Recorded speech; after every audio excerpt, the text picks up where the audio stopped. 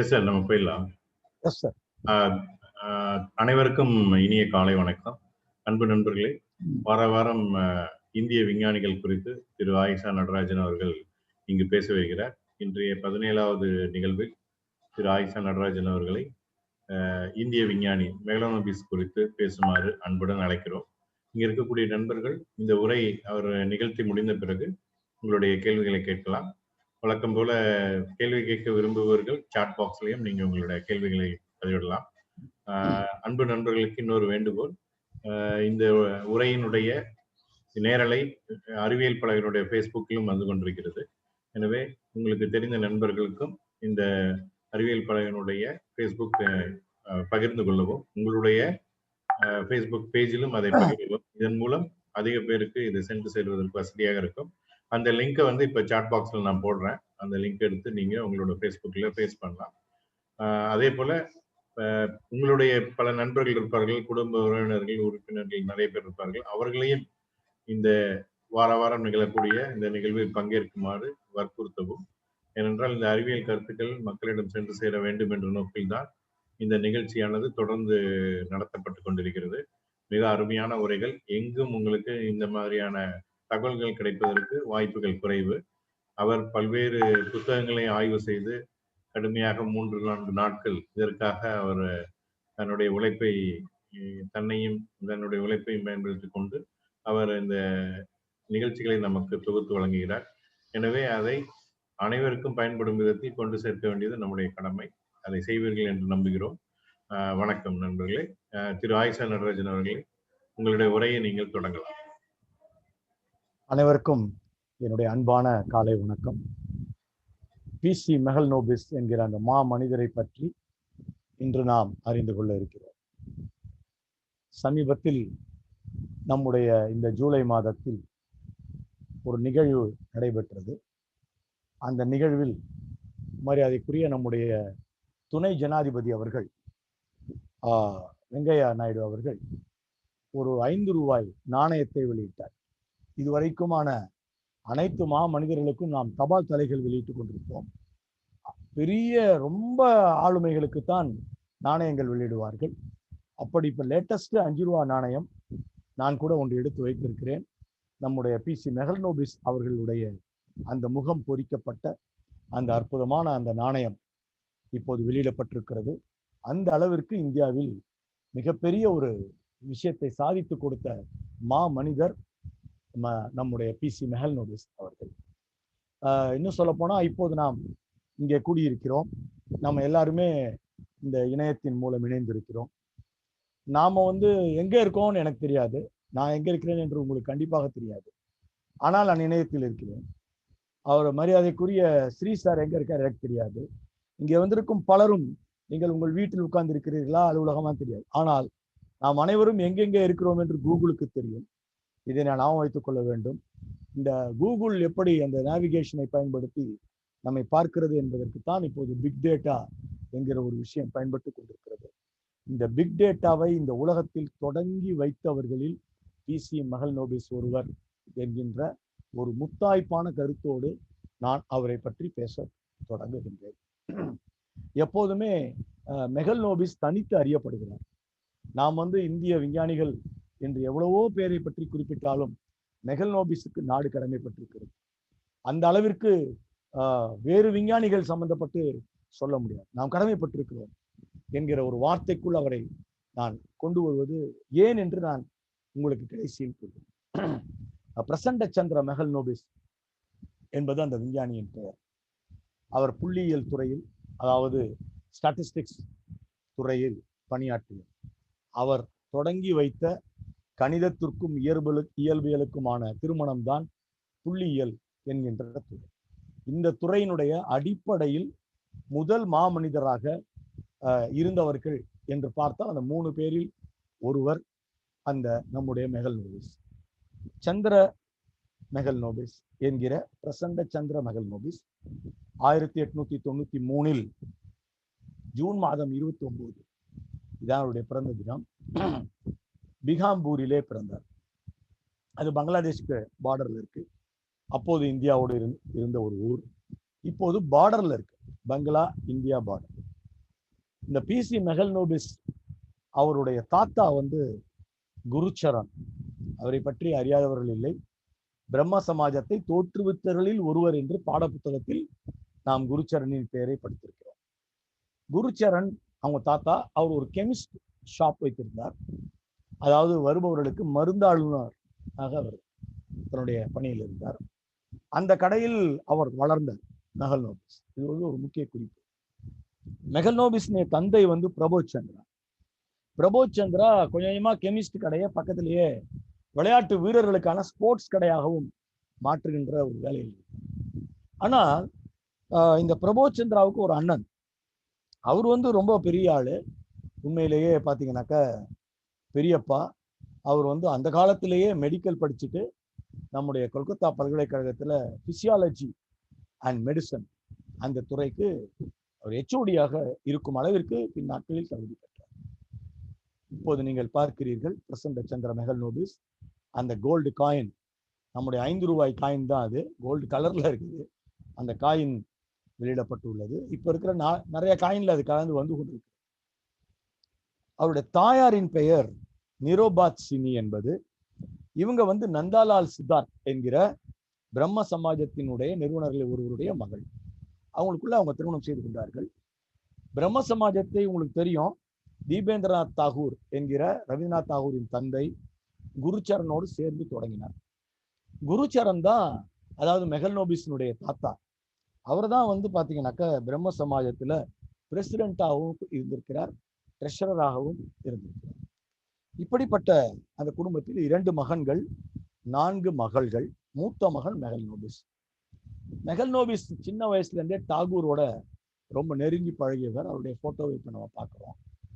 டாகூரோடு நெருங்கி பழகியது என்பதை 2 விஷயமா நம்ம பார்க்கிறோம். ஒண்ணு, அவருடைய அந்த ஆளுமை, லிட்ரரி ஆளுமை இல்லைன்னா அவரோட பழக முடியாது. சிறு வயதிலிருந்தே கவித்துவமான லிட்ரரி ஆளுமை பெற்றவர் மெகல்னோபிஸ். 2வது விஷயம், பசில்ஸ்ல கில்லாடி, மேக்ஸ் பசில்ஸ்ல கில்லாடியாக இருந்திருக்கிறார். அவரே அசந்து போய் டாகூர் வந்து அவருடைய பசில்ஸ் எல்லாம் கேட்கறதுக்காகவே அடிக்கடி அவங்க வீட்டுக்கு வருவாராம்.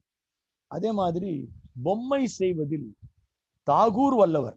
தாகூரை பத்தி உங்களுக்கு தெரியும், தன் விளையாட்டு பொம்மைகளை தானே செய்து கொண்ட சிறுவன் தாகூர். இன்னைக்கு வந்து அதை நாம் ஊக்கப்படுத்த வேண்டும்.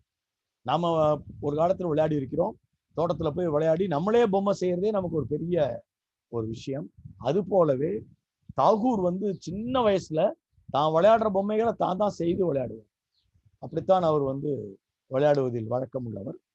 அப்படிப்பட்ட அந்த தாகூரோடு ஒரு நண்பராக, ஒரு உடன் இருப்பவராக மெகல்னோபிஸ் வளர்ந்திருக்கிறார்.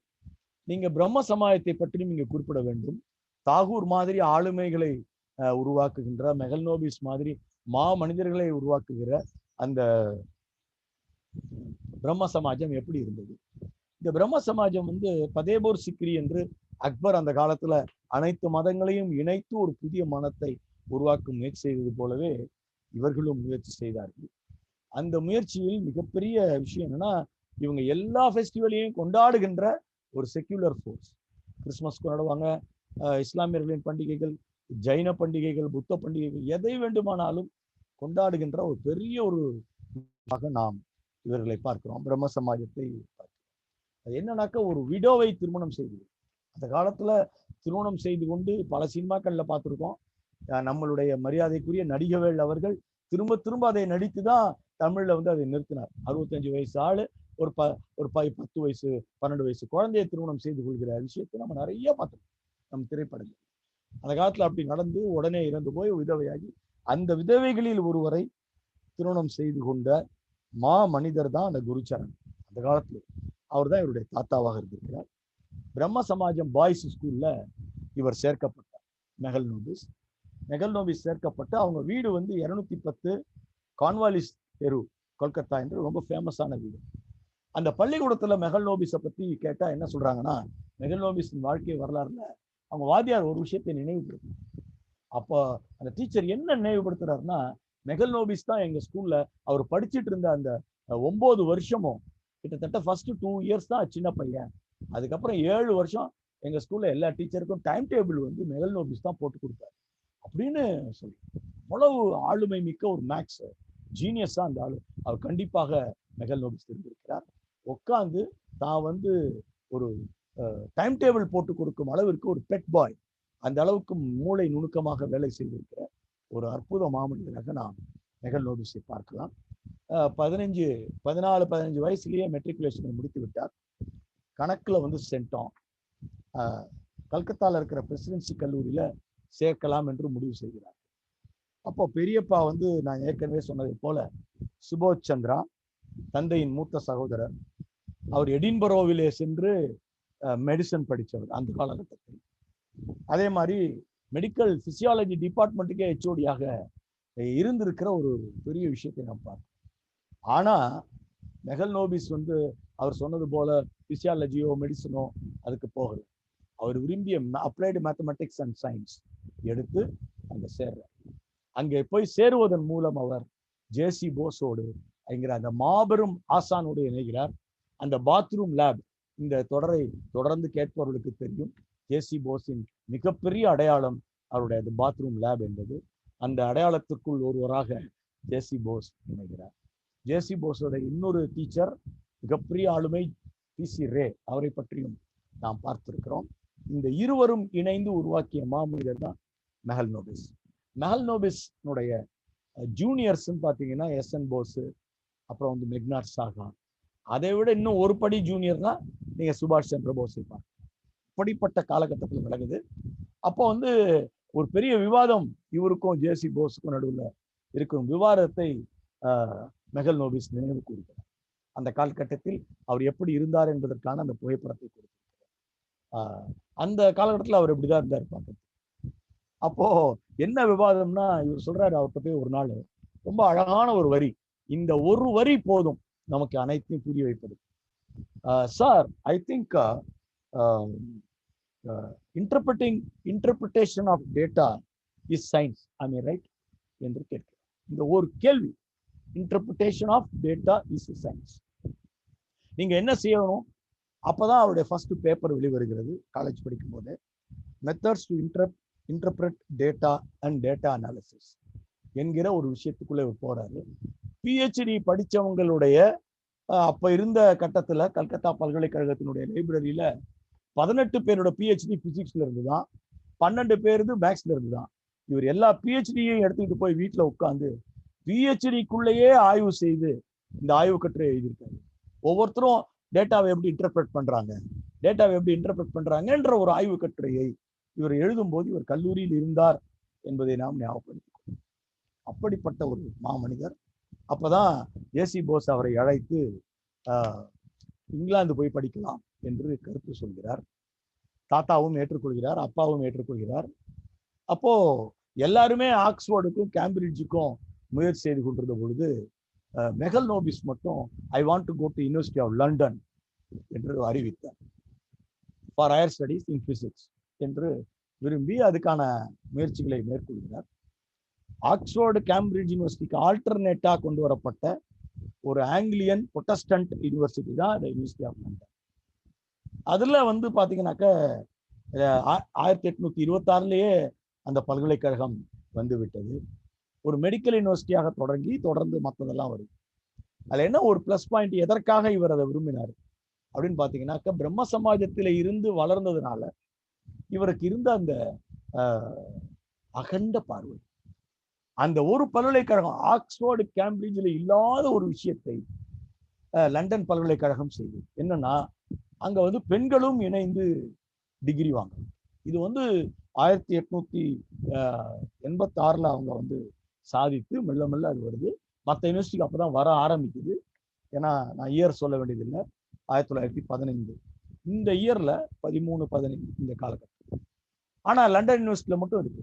அப்ப இவர் என்ன நினைக்கிறாருன்னா, அந்த யூனிவர்சிட்டியெல்லாம் விட இது வந்து உண்மையிலேயே ஒரு சமூக கருத்தாழம் மிக்க பல்கலைக்கழகம், எனவே நாங்க படிக்கிறேன்னு முடியும். ஆனா அவர் அங்க லண்டன் போயிடுறாரு. கோர்ஸ் ஓப்பன் ஆகிறதுக்கு வெயிட் பண்றாரு. அப்ப அவர் என்ன பண்றாரு, ஒரு ட்ரெயின்ல ஏறி சும்மா சுத்தி பார்ப்போம் அப்படின்னு எல்லாரும் லண்டனை சுத்தி பார்த்துட்டு இருந்தாங்க. அவர் கேம்பிரிட்ஜ் பல்கலைக்கழகத்திற்கும் ஆக்ஸ்போர்ட் பல்கலைக்கழகத்துக்கும் போய் பார்த்துட்டு வரணும்னு விரும்பினார். அப்படி போகும் பொழுது அவர் வந்து ஒருத்தர் வீட்டுல தங்குகிறார். தாகூருக்கு மிகவும் தேவேந்திரநாத் தாகூர் அவருக்கு மிகவும் அறிந்த ஒரு அற்புத மாமனிதர் கேண்டேத் என்கிற ஒரு ப்ரொஃபஸர், அவர் வீட்டில் தான் இவர் இரவு தங்குகிறார். ட்ரெயினை மிஸ் பண்ணிடுறாரு எல்லாத்தையும் சுற்றி பார்த்து. ஏன்னா அந்த கிங்ஸ் காலேஜுக்கு போய் அங்கே இருக்கிற தேவாலயத்தில் போய் அந்த தேவாலயத்தை சுற்றிலும் பார்த்து அதில் இருக்கிற ஓவியங்களின் எண்ணிக்கை எதை பார்த்தாலும் மெகல் நோபிஸினுடைய வேலை என்னன்னா அதை எண்ண ஆரம்பிச்சிருவார், எவ்வளோ இருக்கு உடனே குறிக்க ஆரம்பிச்சு. அந்த புள்ளி விவரங்கள் அப்படிங்கிற ஒரு பெரிய ஒரு புள்ளிக்குள் அவர் சிக்கி. அதனால எப்பவுமே அவருக்கு அந்த இது இருந்துகிட்டே இருந்தது, உத்வேகமே அவருடைய உத்வேகம், எல்லாவற்றிலும் தரவுகளை திரட்டும். அப்ப அங்கேயுமா ட்ரெயினை மிஸ் பண்றாரு, நைட் தங்குறாரு. நைட் தங்கும் போது அந்த கேண்டிஷ் என்ன சொல்றாங்க, why not you try King's College என்று சொல்றாங்க. King's College London, university college of London இப்படி ஆசோலேஷன்ல இருக்கப்போ நெக்ஸ்ட் டே மார்னிங் வந்து என்ன பண்றாரு, அவர் கேண்டேட் வந்து இவரை கூட்டிகிட்டு போய் அங்கே இன்டர்வியூ அட்டன் பண்ண வைக்கிறார். நீங்கள் மத்தியானம் தான் உனக்கு ட்ரெயின், சும்மா இன்டர்வியூ மட்டும் அட்டன் பண்ண அப்படின்னு வைக்கிறாரு. அங்கே போனதில் இவரும் இம்ப்ரெஸ் ஆகிடுறாரு. கிங்ஸ் காலேஜில் இவருக்கு இடம் கிடைத்தது, ஒரு ஹானர்ஸ் படிப்பதற்கு அங்கே சேர்ந்து. பாருங்க, லண்டன் பல்கலைக்கழகத்தில் இடம் கிடைக்குது. அங்கே போய் இணைவதற்குள் கோர்ஸ் ஆரம்பிக்கிறதுக்குள்ள ஒரு டீடூர், அந்த டீடூர் போகிற இடத்துல ஒரு காலேஜ் இருக்கு, அங்கேயும் இடம் கிடைக்கிற அளவுக்கு அவர் மகத்தான மதிப்பெண்கள் பெற்றிருந்தார். அவருக்கு வந்து பார்த்தீங்கன்னா டிஸ்டிங்ஷன் டிகிரி அவுட்ஸ்டாண்டிங் போட்டு கொடுத்துருந்தாங்க. அவர் இன்டர்வியூ பண்ணது வந்து 17 பேர், 4 மணி நேரம் இன்டர்வியூ நடக்குது ஒரு ஸ்டூடெண்ட்டை சேர்க்கறதுக்கு. ஆனால் ஸ்டூடெண்ட்டும் கல்லூரியை புரிஞ்சுக்கணும், பேராசிரியர்களும் என் கோர்ஸுக்கு அவரை சேர்த்துக்கணும் அப்படிங்கிற இது அப்போ இருந்துச்சு. இது ஏன் கோர்ஸ் என்று நினைக்கின்ற பேராசிரியர்கள் செலக்ட் பண்றாங்க. கிடைச்சிருச்சு. இப்போ என்ன பண்றதுன்னு தெரியல, ஊருக்கு சொல்றதா இல்லை 2 காலேஜில் எப்படி படிக்கிறது. அவர் முடிவு செய்தார், honours I will study physics in the Kings College என்று முடிவு செய்தார். கிங்ஸ் காலேஜில் போய் ஜாயின் பண்றாரு. 8 மாதங்கள், 8 மாசத்துல டிகிரிக்கு இவர் ரெடி ஆயிட்டார். அந்த அளவுக்கு எல்லா பாடங்களையும் தரோம். ஏன்னா இவருக்கு வேற எந்த விதமான கான்சியஸையும் அவர் வச்சுக்கலாம். எஸ்பெஷலி நான் ஏற்கனவே சொன்ன ட்ரைபாஸ் மேத்தமெட்டிக்ஸ் ஜாயின் பண்றாரு, ட்ரைபாஸ் மேக்ஸ் எக்ஸாம் ஜாயின் பண்றாரு. ட்ரைபாஸ் மேக்ஸ் எக்ஸாம்ல பார்ட் 1 வந்து இவர் எழுதி முடிக்கிறார். பார்ட் 1 எழுதி முடிக்கிற அந்த காலகட்டத்தில் இவருக்கு வந்து ஒரு முக்கியமான ஒரு விஷயம் நடக்கும். என்ன நடக்கிறது என்றால், பார்ட் 1 எழுதும் பொழுது, வைல் ப்ரிப்பேரிங் நடக்கும் பொழுது, இவருக்கு வந்து ஒரு சரியான ஒரு ஆள் இவர் கிளாஸ் ரூம்குள்ள வந்தார். அவர் யாருன்னு பார்த்தீங்கன்னா சீனிவாச ராமானுஜன். சீனிவாச ராமானுஜன் வந்து இவருக்கு வந்து ஸ்டூடெண்ட் கம் டீச்சரா இருக்கு. அங்க அவர் வந்து ஹார்டி என்கிற அந்த மனிதனால் அங்கே வர வைக்கப்பட்டிருக்கிறார். அங்கே வர வைக்கப்பட்டு ஒரு புறம் ஒரு கோர்ஸ் நடத்தலாம், ஏன்னா அதில் வர்ற ஸ்காலர்ஷிப்பை வச்சு, இன்னொரு புறம் ஒரு ஸ்டூடெண்ட்டாக. அப்போ ட்ரைபாஸ் எக்ஸாம் ட்ரைனிங்ல முக்கியமான ஒரு ஆளா இவர் வந்து சீனிவாச ராமானுஜனை தேர்வு செய்தார். இவ்வளவுதான் matter. Ramanujan and Mahalanobis friendship starts. ராமானுஜனும் மெகல் நோபிஸும் சற்றேறக்குரிய பல நாட்கள் ஒரே ரூம்ல தங்கி இருந்தவர்கள். இந்த இடத்துலதான் நாம வந்து ராமானுஜன் வாழ்க்கைக்குள்ளேயும் கொஞ்சம் போகிறோம். சீனிவாச ராமானுஜன் ஒரு மிகப்பெரிய கணித மேதை இல்லையா, அவருடைய கணிதம் சம்பந்தப்பட்ட பல விஷயங்கள் நமக்கு தெரிந்திருக்கலாம். ஆனால் அவர் வாழ்க்கையோடு பின்னி பிணைந்த ஒரு ஒரு சகோதரர்களாக அங்கு அவர்கள் வாழ்ந்த கணித மேதைகள் இருவரும் எப்படி அந்த அறைக்குள் வாழ்ந்திருப்பார்கள் என்பதை மெகல் நோபிஸிடமிருந்துதான் நாம் பார்க்க முடியும். ராமானுஜன் சொல்றாரு மெகல் நோபிஸ் இடத்துல, இஸ் இங்கிலீஷ் வாஸ் ஃபேபுலஸ் என்று சொன்னார். அன்பு தோழர்களே, நாம் சீனிவாச ராமானுஜன் ஆங்கிலம் பேசுவதிலும் எழுதுவதிலும் தன்னுடைய எண்ணங்களை வெளியிடுவதிலும் ஆங்கிலத்திலே அதை சொல்வதிலும் வல்லவர் என்று எப்போதாவது கேள்விப்பட்டிருக்கிறோம். அவர் கணிதத்தை பற்றியே நாம் நினைத்துக் கொண்டிருக்கிறோம். அவர் வாழ்க்கையில் எப்போ வந்து தன்னுடைய அம்மாவினுடைய மெஸ்ல உட்கார்ந்து காலேஜ் பசங்களுக்கெல்லாம் அவர் ஹோம்ஒர்க் மேத்தமெட்டிக்ஸ்ல பண்ணி கொடுத்தாரோ, எப்போ வந்து தன்னுடைய முதல் ஆங்கில கணித நூலை அவர் வாசித்தாரோ, அப்போதே ராமானுஜன் ஆங்கிலத்தில் வல்லமை படைத்தவர் ஆகிவிட்டார். மெகல் நோபிஸ் மெகல் நோபிஸ் வந்து ராமானுஜன் தமிழ் கற்றுக் கொடுக்கிறார். மெகல் நோபிஸ் அவருக்கு வங்காளம் கற்றுக் கொடுக்கிறார். வங்காளம் ரொம்ப கஷ்டம், தமிழ் நான் ஈஸியா கற்றுக்கொண்டேன் என்று மெகல் நோபிஸ் சொல்கிறார். அந்த காலகட்டத்துல 2-3 விஷயங்கள் ராமானுஜனை பத்தி இவர் சொல்றார். ஒண்ணு என்னன்னா, ஒரு நாள் திடீர்னு பக்கத்துல ரூம்குள்ள போய் பார்த்தா குளிர்ல நடுங்கிக்கிட்டு உட்காந்து. ஏன்னா ரூம்குள்ள இருக்கும் பொழுது அவர் வெறும் தன்னுடைய இந்தியாவை மாதிரி ஒரு வேட்டியும் சட்டையும் போட்டு இருக்கிறார் ராமானுஜன். அது ஆக்சுவலி அந்த பிரிட்டிஷ்காரர்கள் பயன்படுத்துகின்ற அந்த ரக் இருக்குல்ல, அதை எப்படி போர்த்தி கொள்வது என்று ராமானுஜனுக்கு தெரியவில்லை. அதெல்லாம் இவர் சொல்லிக் கொடுக்கிறார். ஒரு ஃப்ரெண்டு, 2 பேரும் நீண்ட வாக்கிங் போவாங்க. வாக்கிங் போகும்போது கணக்க மட்டும்தான் பேசுவாங்க. கணிதம் தவிர நாங்கள் வேற எதையும் பேசியதில்லை. கணிதத்தை பேசிக்கொண்டே நாங்கள் நடந்திருக்கிறோம். எங்கள் நடை முழுவதும் கணிதம் அப்படின்னு சொல்லுவாங்க. The paths are filled with mathematics and puzzles என்று சொல்லி லாங் வாக்ஸ். மெகல் நோபிஸ்க்கும் அவருக்குமான அந்த உறவுக்கு பாலமாக இருந்தது ஆங்கிலம். இந்த ஆங்கிலத்தை இன்னைக்கு நம்ம எப்படி வேணாலும் சொல்லிக் கொடுப்போம். ஆனால் ஆங்கிலம் உலகத்தை பார்க்கும் ஒரு கண்ணாடி, மிக முக்கிய ஜன்னல் என்பதை நாம் மறந்துவிட வேண்டும். ராமானுஜன் அடிக்கடி நாம் ஒரு விஷயத்தை சொல்லிக்கொண்டே இருக்கிறார். இந்தியாவில் படித்து விட்டு இப்படி வெளிநாட்டில் வெளிநாட்டில் படிக்க போக வேண்டும். வெளிநாட்டில் வேலைக்கு போக வேண்டியதில்லை, படிக்க போகணும். அதுதான் ஜன்னல், அது ஒரு திறப்பு. ராமானுஜன் வாழ்க்கை, மெகல் நோபிஸ் வாழ்க்கை, பலருடைய வாழ்க்கை அதற்கு முன்னுதான், சந்திரசேகர் உட்பட. அப்போ தங்கியிருக்காங்க. கோட்டு பேண்ட் தன்னோட கொடுத்து போட்டு பார்க்க வச்சு 2 பேருமா போய் ராமானுஜத்துக்கு ஒரு செட்டு வாங்குறாங்க. ஹார்டி தான் துணை இருக்கிறார். ஹார்டி ரொம்ப சொன்னாராம், ராமானுஜம் பயங்கர ஹோம் சிக்ல இருக்காரு, மெகல் நோபிஸ் கொஞ்சம் ஹெல்ப் பண்ணுங்க, நீங்க அவரோட இந்தியாவை பத்தி சும்மா பேசிட்டு இருந்தாலே அவர் சரியாயிடுவாரு என்று அவரை சைக்கலாஜிக்கலா செட்டில் பண்றதுக்கும். அப்போ 2 விஷயம், நிறைய பழங்களும் பாலும் தினமுமே மெகல் நோபிஸ் வாங்கிட்டு போய் கொடுத்துருவார். இப்படி நிறைய அவர்கள் நட்பை பற்றி கேனிகல் பேசியிருக்கிறார். கேனிகல் இந்தியாவுக்கு வந்த பொழுது, கேனிகல் கேள்விப்பட்டிருப்பீர்கள், the man who new infinity புத்தகத்தை எழுதியவர். ப்ரொஃபசர் சுப்பிரமணியத்தோடு சேர்ந்து நான் கேனிகலின் கூட்டத்தில் கலந்து கொள்ள சென்றிருக்கிறேன் ராமானுஜன் நூற்றாண்டின் போது. அந்த காலகட்டத்தில் சுப்பிரமணியம் அதன் பிறகு ராமானுஜன் வாழ்க்கையை ஒரு பெரிய புத்தகம் எழுதியிருக்கிறார். சுப்பிரமணியம் போது பேராசிரியர் அவர்கள் இல்லை, அவரை இப்போது நினைத்துக் கொள்கிறேன், தலை சிறந்த மனிதர். அப்ப கேனிகல் என்ன கேட்டாரு அந்த கூட்டத்துல பார்த்து, சில பேர் உங்களில் சில கூட அதில் கலந்து கொண்டிருக்கலாம், ஞாபகம் இருக்கும், உங்களை எத்தனை பேர் வெத்தலை பாக்கு போடுவீங்கன்னு கேட்டாரு. வீட்டில் 2-3 பேர் தான் கை தூக்கு. 2 விஷயம் என்னன்னா, சீனிவாச ராமானுஜனுடைய வெத்தலை பழக்கம். 2வது ஒரு விஷயம் முக்கியமா நம்ம பார்க்கணும். ட்ரைபாஸ் எக்ஸாமை இவர் முடித்து விட்டார். ஃபர்ஸ்ட் ட்ரைபாஸ் முடிச்சு, ட்ரைபாஸ் பார்ட் 2 மேத்தமெட்டிக்ஸ்ல வேண்டாம் அப்படின்னு முடிவு பண்றாரு. யாரு? மெகல் நோபிஸ். ஏன்னா மெகல் நோபிஸினுடைய நோக்கம் கணிதம் அல்ல. மெகல் நோபிஸின் நோக்கம் பல பேர் ரிசர்ச் பண்ணும் பொழுது டேட்டாவை எப்படி அனலைஸ் பண்றாங்க அப்படிங்கிறத பத்தி ஒரு கல்வி இருக்குமாங்கிறது தான் தேடல். அந்த தேடல்ல அவருக்கு முதல்ல பயாலஜில நேச்சுரல் சயின்ஸ் ட்ரைபாஸ்குள்ள நுழையிறார். நேச்சுரல் சயின்ஸ் ட்ரைபாஸ்க்கு அவர் போவது, ராமானுஜன் அந்த நேரத்துல பாத்தீங்கன்னாக்கா சிரிக்கிறார். ஓகே ஓகே அப்படிங்கிறார். அப்போ அது ஒரு முக்கியமான ஒரு வேலை. சிடிஆர் வில்சன் என்கிற அந்த மாபெரும் அந்த டார்வினிஸ்டுக்கு கீழே கேவெண்டிஷ் லேப்ல ஒர்க் பண்றதுன்னு கூட முடிவு பண்ணிடுறாங்க. ஆனா இந்த நேரத்துல ஸ்டாட்டிஸ்டிக்ஸ் பக்கம் அவர் மாறுகிறார். யாரு? மெகல் நோபிஸ். அவரை மாற்றியது 2 விஷயம். ஒன்று, சீனிவாச ராமானுஜனுடனான ஒரு முக்கிய சம்பவம். அது என்ன சம்பவம் என்றால், அவங்க நிறைய பத்திரிகைகள் வாங்கி படிக்கிறாங்க. அதுல ஸ்ட்ராண்டுங்கிற பத்திரிகையில ஒரு பசில் வந்திருக்கிறது. இந்த பசிலை பற்றி, இந்த இருவரினுடைய பேச்சை பற்றி கேனிகல் எழுதியிருக்கிறார். ஆனால் கேனிகலினுடைய பார்வை அங்க ராமானுஜன் பாயிண்ட் ஆஃப் வியூல தான் இருக்கு. நாம இங்க பார்க்க வேண்டியது மெகல் நோபிஸ் பாயிண்ட் ஆஃப் வியூ.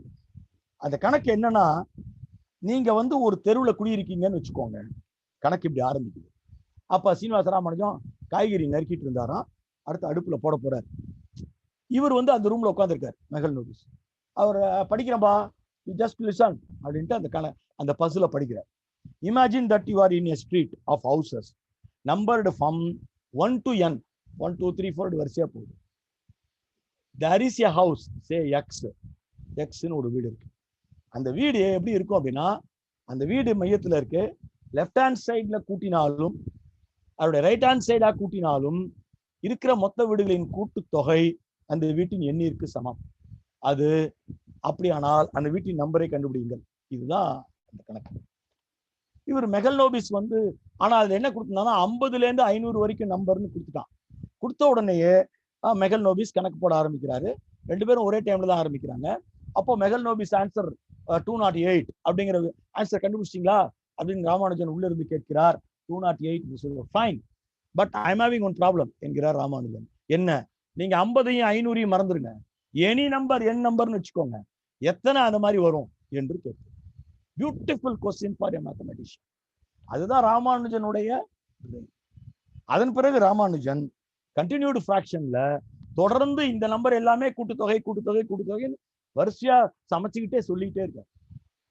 இதுதான் கெனிகலினுடைய பார்வை. கெனிகல் அங்க ராமானுஜனுடைய கணித மேதமையை நம்மளும் அதை புரிந்து கொள்வோம். ஆனா மெகல் நோபிஸ் அந்த இடத்துல இருந்து எப்போ தள்ளி வந்து விட்டார்.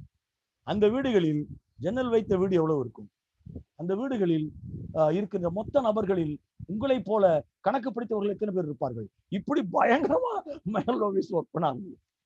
ஸோ அதுதான் how he entered statistics. இந்த கணக்கு வீடுகள் சம்பந்தமான கணக்காக இருந்த தோட்டு அவர் வந்து உடனடியாக இன்டர்பிரேஷன் ஆஃப் டேட்டால வேற பக்கம் தெரியும். இது ஒரு முக்கியமான விஷயம். 111 ஆன்சர்ஸ் கொடுக்கிறார் அன்னைக்கு சீனிவாச ராமானுஜன். ஆனால் 111 கேள்விகளை எழுப்பி கொண்டவர் மெகல் நோபிஸ். ஒரே ஒரு கணித ஒரு பசில் தான். ஒரு பசில் சரியான 2 நபர்களிடம் சிக்கினால் ஒரு நபர் அதை கணிதம் மூலம் எப்படி கொண்டு செல்கிறார், இன்னொரு நபர் அதையே புதிய துறையை நோக்கி எப்படி கொண்டு செல்கிறார் என்பதற்கு இந்த நிகழ்ச்சி ஒரு சாட்சி. அதுக்கப்புறம் பிளிட்ஸ் மேகசின், க்ளூஸ் மேகசின், இப்படி ஒரே மேகசினா வாங்கி அதுல இருக்கிற பசில பூரா போடுறதா இவங்க 2 பேருக்கும் வேலையை. அப்போ என்ன ஆகுதுனாக்கா அப்படியே பார்த்துட்டே தேடிட்டே வரும்பொழுது மெகல் நோபிஸ்க்கு ஒரு ஷார்ட் ஹாலிடே கிடைக்கும், ஒரு விடுமுறை. இந்தியாவுக்கு போயிட்டு வரலாம். வந்ததுக்கு அப்புறம் கேவண்டிஷ் லேப்ல ஜாயின் பண்ணிக்கலாம். ஏன்னா இவர் தான் நேச்சுரல் சயின்ஸ் பார்ட் 2வும் பாஸ் பண்ணிடுறாரு. இப்போ ஸோ இந்தியாவுக்கு வர போறோம்னு தெரிஞ்சோடனே அவர் அங்கே போறாரு. வழக்கம் போல அவருக்கு தான் ட்ரெயின் ஒரு தடவை மிஸ் பண்ணார்ல, அது மாதிரி போட்டை மிஸ் பண்ணிட்டார். அடுத்த போட்டுக்கு வெயிட் பண்ணும். 8 மணி நேரம் ஆகும்ட்டாங்க. 8 மணி நேரம் ஆகும் போட்டுக்கு வெயிட் பண்ணணும்னு நேரா லைப்ரரிக்கு போயிட்டார். லைப்ரரிக்குள்ள போன பொழுது பயோமெட்ரிக்கா என்கிற ஒரு பத்திரிகை அவருக்கு கிடைக்கும்.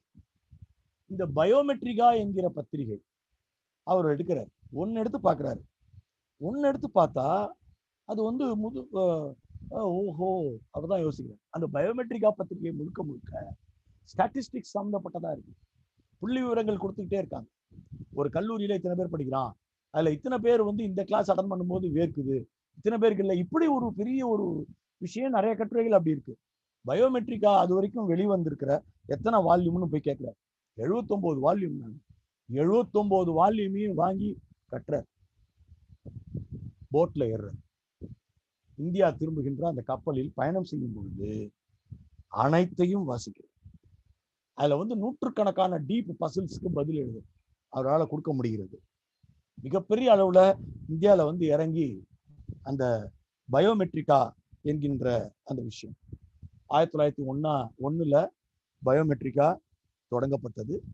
Francis Galton, Ralph Weldon, Pearson ஆகியோர் தொடங்கினார்கள். கார்ல் பியர்சன் தான் அதுக்கு எடிட்டரா இருக்காரு. நாம வந்து பொதுவா என்ன நினைக்கிறோம் அப்படின்னா, இந்த பத்திரிகையை படிச்ச உடனே இதுல வந்து நம்ம ஒரு எழுதணும், நம்ம ஒரு கட்டுரை எழுதணும். அறிவியல் பலகை ஒரு பத்திரிகையாக வெளிவந்தவுடன் ஆகா இதுல நம்ம ஒரு கட்டுரை எழுதக்கூடாதா என்று நான் நினைத்தேன். நாம் கட்டுரை எழுத வேண்டும், நம்ம பேப்பரை அதில் போடணும் அப்படின்னு தான் நம்ம நினைப்போம். ஆனா மெகல் நோபிஸுடைய எண்ணம் வேறு மாதிரி. இந்தியாவுக்கு வந்தார். அவங்க பெரியப்பா இருக்கார் இல்லையா, சுபாஷ் சந்திரா, அவரை கூட்டிட்டு போய் பிரசிடென்சி கல்லூரி சம்பந்தப்பட்ட கல்கத்தா பல்கலைக்கழக விசியை அறிமுகப்படுத்துறாரு. ஒரு சீனியர் பிசிஸ்ட், முதல் உலக போர் அப்ப நடந்துட்டு இருந்தது. ஒரு சீனியர் பிசிஸ்ட் வந்து போருக்கு போயிட்டாரு, அந்த இடம் காலியா இருக்கேன், நீங்க கொஞ்சம் லெக்சரா இருக்கக்கூடாதுன்னு கேட்குறாங்க. நான் திரும்பி போறேன், சரி நான் அது வரைக்கும் இருக்கேன் என்று சொல்கிறார். அது வரைக்கும் இருக்காரு. இப்படி இருந்து கொண்டிருக்கும் பொழுது அங்க பிசிக்ஸ் தான் நடத்துறாரு பிரசிடென்சி காலேஜில். ஆனால் ஒரு நாளைக்கு 35 பசில் அவர் வந்து இந்த பயோமெட்ரிக்கால இருந்து சால்வ் பண்ணாம தூங்க மாட்டார். அப்ப திடீர்னு ஒரு நாள் நினைக்கிறாரு, பயோமெட்ரிக்கால தான் கற்று எழுதணும்னு நினைக்கல, பயோமெட்ரிக்கா மாதிரி ஒரு இதழ் இந்தியாவுக்கு தேவை என்று நாம் இப்படித்தான் போக வேண்டும். இந்தியாவில் புள்ளி விவர சேகரிப்பு செய்கின்ற ஒரு அமைப்பு இல்லை. இவங்க எல்லாம் இந்த புள்ளி விவரங்களை சேகரிப்பதே இவங்களுக்கு டைம் சரியா போயிடுது. அப்புறம் பிஹெச்டி வாங்குறாங்க, தவறு.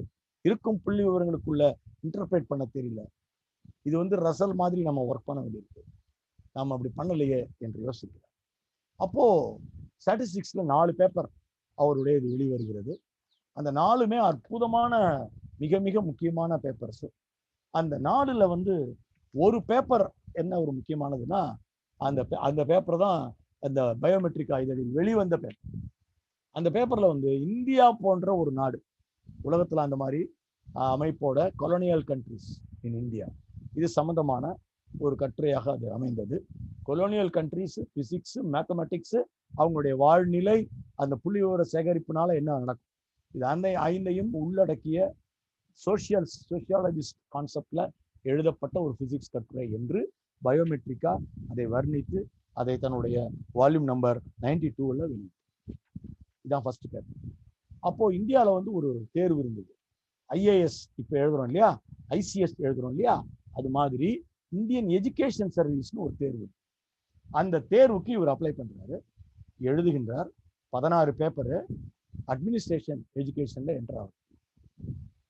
எதுக்காக அவர் அதை படிச்சாரு அப்படின்னா, அதை படிச்சா இந்தியாவில் இருக்கிற கல்வி சம்பந்தமான பல புள்ளி விவரங்களை படிக்க வேண்டியதா இருக்கு. ஏன்னா அதை பரீட்சைக்கு தயாராகணும்னா.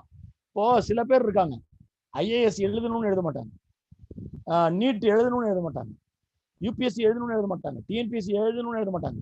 அது சம்பந்தப்பட்டு தெரிஞ்சுக்கணும், அதுல இருக்கிறது எல்லாத்தையும் தான் படிச்சிடணும், அதுக்காக எழுதுறவங்க இருக்காங்க. அப்படி எழுதியவர் அவர். ஐஇஎஸ் அப்போ அந்த காலகட்டத்தில் இந்த இந்தியன் எஜுகேஷன் சர்வீஸ் எழுதுனா எல்லா விதமான விஷயத்துலையும் புள்ளி விவரம் கிடைக்குது. பிற்காலத்துல பிரசிடென்சி காலேஜ் பிரின்சிபால் ஆகிறதுக்கு அவருக்கான மிக முக்கியமான ஒரு கல்வி தகுதியா ஐஇஎஸ் இருந்தது. அது பிறகு சொல்லுது. 1920ல he attended Indian science Congress, Nagpur நடக்குது. அப்போ வந்து ஸ்டாட்டிஸ்டிக்ஸை விரிவுபடுத்துறதுக்கு அவருக்கு ஒரு அருமையான வாய்ப்பு கிடைக்கும். என்ன நடக்குது அப்படின்னா, ஒண்ணு வந்து மெட்ரியாலஜியை நோக்கி அவர் போகுது. மெட்ரியாலஜியில ஆவரேஜ் ரெயின்ஃபாலை எப்படி கண்டுபிடிக்கிறது என்பது குறித்து டைரக்டர் ஜெனரல் ஆஃப் அப்சர்வேஷன்ஸ் அங்க வந்து ஒரு கட்டுரை இவர் கொடுத்த, அது குறித்து இவருடைய நேஷனல் சயின்ஸ் காங்கிரஸ் கட்டுரையை படித்து விட்டு அசந்து போய் இவரை கூப்பிடுறாங்க. அதே மாதிரி ஆந்த்ரோபாலஜிலையும் ஒரு கட்டுரை ஒரு வாசித்தார்.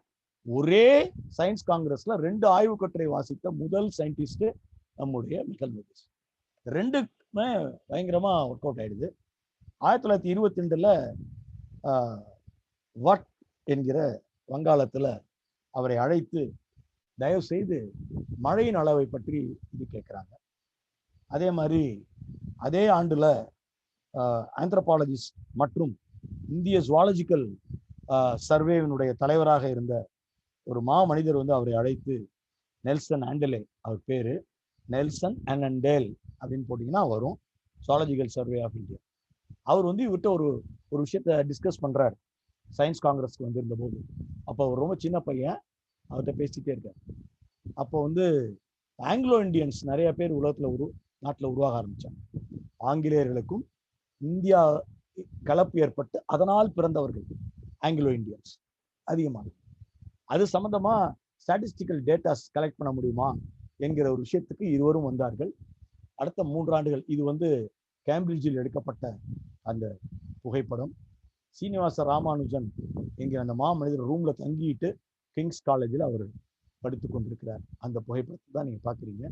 பெரிய வாக்கிங், ட்ரக்கர்ஸ் பண்றது, அப்புறம் நீண்ட தூரம் ஆற்றில் நீந்துவது, இதெல்லாம் அவருடைய பொழுதுபோக்காக அங்கு இருந்திருக்கு.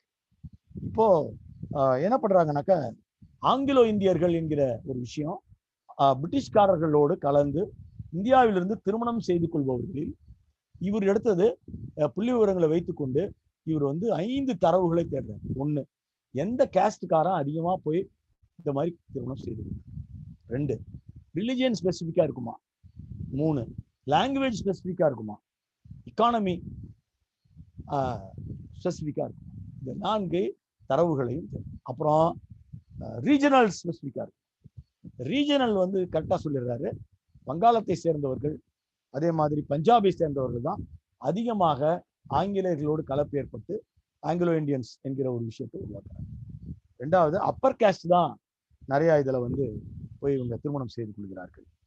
லாங்குவேஜ்னு பார்த்தீங்கன்னு சொன்னா பெரும்பாலும் வந்து வங்காள மொழியை அடிப்படையாக கொண்டவர்களும் பஞ்சாபிய மொழியை அடிப்படையாக கொண்டவர்களும் ஆங்கில கலப்புக்கு அதிகம் விரும்பி போய் சேருகிறார்கள். இராணுவத்தில் இவர்கள் அதிகமாக இருப்பதும் ஒரு காரணம் என்று அவர் சொல்லுவார்.